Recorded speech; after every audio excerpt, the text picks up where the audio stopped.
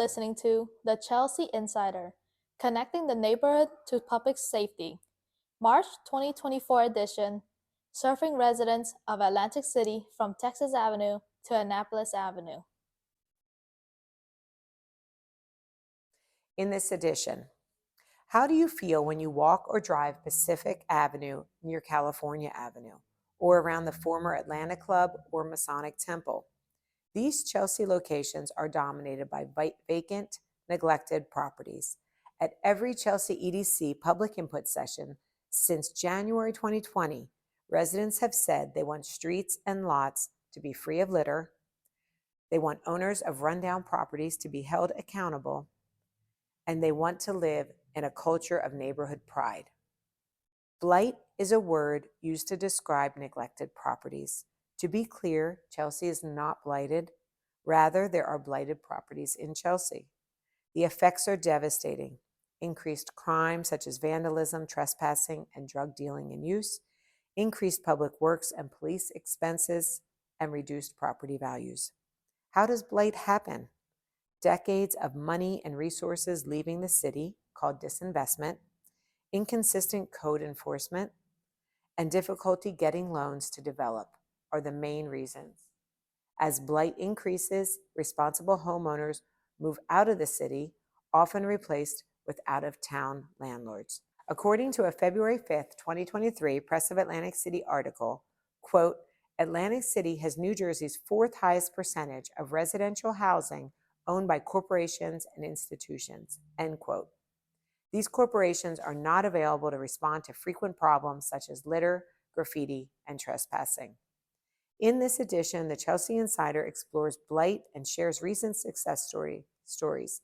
We explain the cooperative efforts by Chelsea EDC and government agencies and suggest actions the community can take to create neighborhood pride. Our team will continue to make this a top priority, but reversing blight requires your participation. Chelsea Actions. We're excited to share our efforts to enhance the Chelsea neighborhood following our 10-year plan strategies. Strategy 2.1 is to work with residents to advocate for targeted code enforcement to ensure vacant, abandoned, and other nuisance properties are maintained and remediated. Strategy 4.2 is to revitalize abandoned and vacant properties for new housing. Chelsea EDC is working with code enforcement officers to tackle code violations and uphold property standards. In 2023, we reported 117 violations, with 83 resolved. We help residents to use GovAlert app to report any issues or violations they encounter. Our recent waste bin upgrade events resulted in the distribution of 129 new bins with neatly stenciled addresses. We work with government agencies to ensure all streetlights are working, identifying and reporting 91 streetlights in need of repair, with 58 successfully restored, making the streets safer and brighter. We cover up graffiti in 80 locations, preserving the aesthetic appeal of our streets and deterring further damage. Economic impact. The primary economic impact of blight is lower property values. The loss in property taxes become a burden on the rest of the taxpayers. We found that most of the blighted properties are not for sale, and if they are, the prices are unreasonably high. We also learned that several properties' legitimate offers to buy the properties have been declined. However, over the past few months, the combination of code enforcement and one-on-one communication with the property owners has led to some progress. The Chelsea EDC team serves as an extra set of eyes on code enforcement and meets with the code officers weekly to provide details, photos, and follow-up. Monthly meetings with the several city departments to discuss more complex derelict properties have also helped. The city's Department of Licensing and Inspections, led by Director Dale Finch, is requiring owners of blighted properties to sell, demolish, or rehabilitate with fines assessed by the courts for failure to act. Chelsea EDC is encouraging absentee landlords who hold vacant properties to sell, connecting buyers and sellers, and assisting developers of large projects to apply for grant funds. Knowing there is much more work to be done, recent successes include demolition of several dilapidated buildings on Trenton Ave, including a foundation left from a house fire over 15 years ago, roof and electrical repair on the Masonic Temple. One of the boarded up properties on Pacific near Texas is under contract.